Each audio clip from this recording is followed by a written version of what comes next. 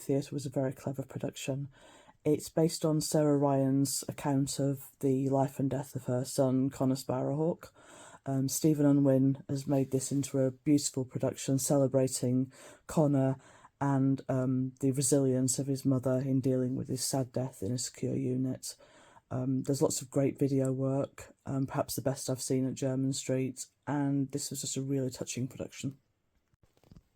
Long Day's Journey into Night by Eugene O'Neill has long been one of my favourite plays, and to see a new production come into town was a real thrill.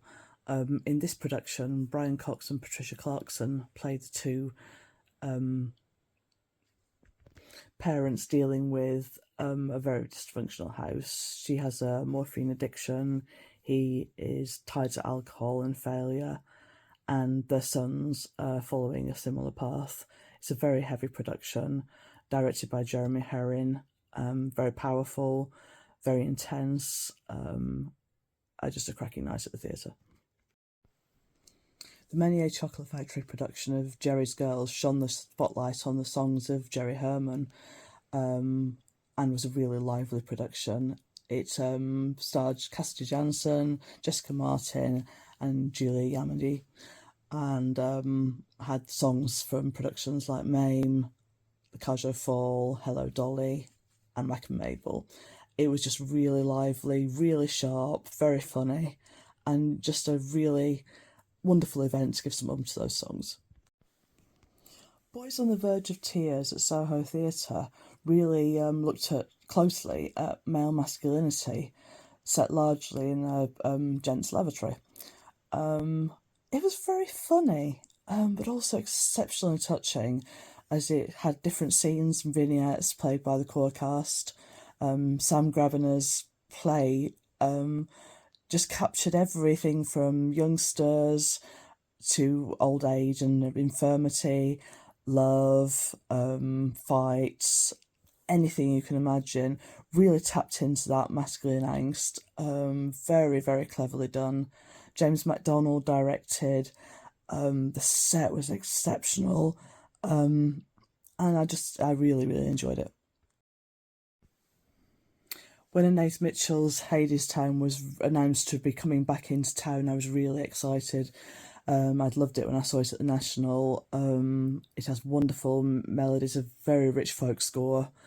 It's the mythological story of Orpheus and Eurydice, as well as Hades and Persephone, but it looks at it in a very kind of modernistic way.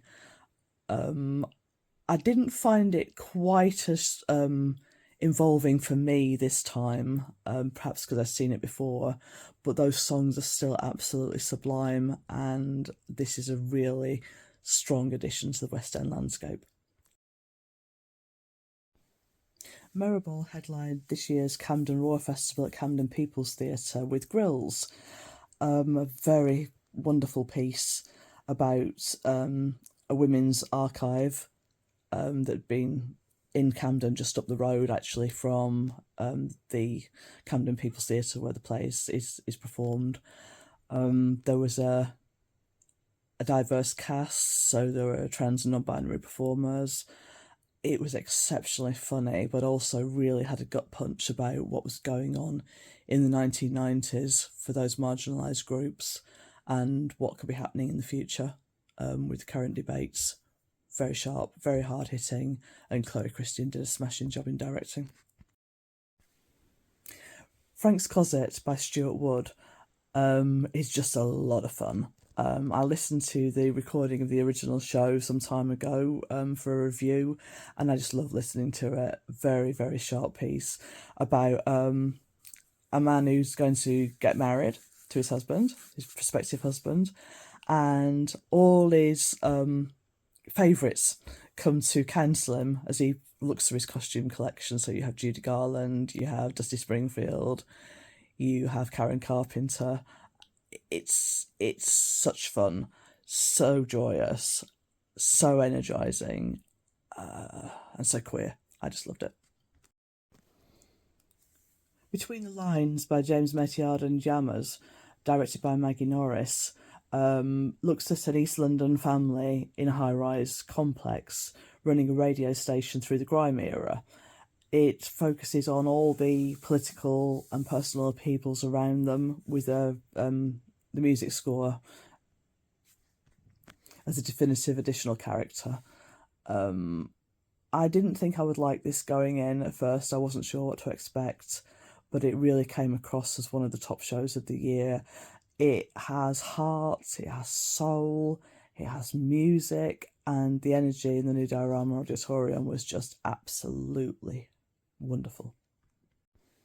Boys from the Blackstuff was one of the seminal 80s productions for television, written by Ellen Bleasdale, and it's now been made into a stage production through the hands of James Graham and the director Kay Wasserberg. It takes the original 6 plays, I think it was 6 plays, in the TV series and blends them together to make a coherent storyline about Yossi Hughes, Chrissy Todd, and their friends on the Blackstuff line and the Doll Queue. It's a very hard-hitting production. It should make you angry, and it will make you cry if you have a heart and a soul. It's beautifully staged and, yeah, lovely. Paved with Golden Ashes by Julia Thurston was put on by Freedom Theatre at Barons Court as one of their duet of plays back in the beginning of the year. And it's about a factory, the Triangle Factory, which was a fabric factory which had a horrendous fire, and it focuses on some of the women and girls who worked there and what happened to them. The working conditions were poor, but their camaraderie and friendships were strong. In such a small space, to evoke such emotion and such intensity, Stephen Smith's direction is very good. Yeah, excellent. Guys and Dolls, another one of my favourite musicals. The film version is one of my absolute favourites. And when it came to the Bridge Theatre, in its immersive production, it was really trying to do something different. I saw it in its previous cast, and then seeing it again for a second time, I really appreciated what they were trying to do. I didn't stand, but I was at the front of the stalls and got to see the wonderful stagecraft. The stage hands work so hard, and everything just has a buzz. It brings Frank Losa's music really into sharp relief. Nicholas Heitner's direction makes sure that everything goes on as it should do in the space. There are some cracking performances. It's just a really, really good revival without trying to do anything too modern to the piece. Standing at the Sky's Edge began in Sheffield and is set in Sheffield, and it's set on 3 houses throughout time. I know the people who were moving in and out of those spaces and how they link up to each other. Chris Bush wrote the play and utilised the songs of Richard Hawley. It isn't a traditional musical, they didn't write it together in that way, but it's got some wonderful songs and some very emotional pieces as these characters try and find their way through life in what is really a very difficult time for them, very difficult situation politically and personally. Robert Hastie directed. In the Gillian Lynne Theatre, it has a lot of space to breathe. The band do sterling work, and it's just a top musical. Stephen Schwartz's Pippin celebrates its 50th year this year, and there was a concert for it at Theatre Royal Drury Lane. One thing that I really loved about it is that it brought back the original Catherine from the 50-year production, Patricia Hodge, who now played one of the older parts, and she was a knockout, absolutely knocked it out of the park on the night.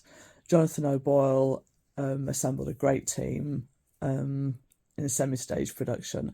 Loved it, absolutely loved it, and Pippin is a great musical. When I saw Next to Normal at the Donmar Warehouse last year, I was very much affected by the subject matter in it and wasn't sure if I ever wanted to see it again. Not because it wasn't great, but because the subject matter is so heavy. However, seeing it again at the Wyndhams this year, I really appreciate what Brian Yorkie and Tom Kitt's production is trying to do. And the production just is great. The performances, Casey Levy, Jack Wolf, especially Jamie Parker, all absolutely fantastic in their roles. And it's very heavy material. Michael Longer has pitched it just right, so that you aren't overwhelmed by it, but you also understand the heart and soul behind the production, as Levy's character Diana goes through a mental breakdown following a catastrophic event in her life that has caused her to grieve for a long period of time. But this is a really good production. Leaves of Glass at the Park Theatre is a return from last year. I didn't get to see it then. Philip Ridley's new play, directed by Max Harrison, focuses on a dysfunctional family who just can't get it together. They fight, but they do love each other. It was staged in the small arena of Park 90, which was great for the space. It was set in the round, and being so close, the story had such resonance with us, and there was nowhere to hide. Loved it. View from the Bridge by Arthur Miller is one of the great classics of literature, one of my favourite plays. So the opportunity to go and see it couldn't really be missed. Dominic West takes the role of Eddie Carbone in this production, and he's absolutely fantastic. But everything around him is as well. It's the story of a man who has prejudices but also has pride, and he makes the wrong decisions. He has an unhealthy obsession with his niece, and everything just goes catastrophically wrong for him. It's a production which really bangs you in the heart, and Lindsay Posner has done a great job in shaping it, making it relevant to now, without shaping away from what Miller intended in his original script. Babies the Musical at the Other Palace is such fun. I saw the concert version last year and loved that. This is about a class of year 11 students who are each given a baby, a robot baby, to look after for the week and treat it as if it was real. And the babies are somewhat incidental to the show, actually, as it sees how each of these students evolves in that period of time and what really goes on in their minds and in their fears and their friendships. Very cleverly done. It's written by Jack Godfrey with Martha Gillian, who also directed. It's a bold new British musical, and I wish it. Spirited Away is based on the Studio Ghibli film written by Hayao Miyazaki and adapted by John Caird. It's pretty much extremely faithful to the film. Some people have said that's a downside to it, but I really enjoyed that. I enjoyed the detail, the rivers there, the puppets, the heads of the characters. It brings a lot of humour to it, and this story of a little girl who finds this magical world within a deserted funfair. It's quite long, but I think it's probably worth your time, and I thought the score was sensational. Perfect Show for Rachel is just what it says on the tin.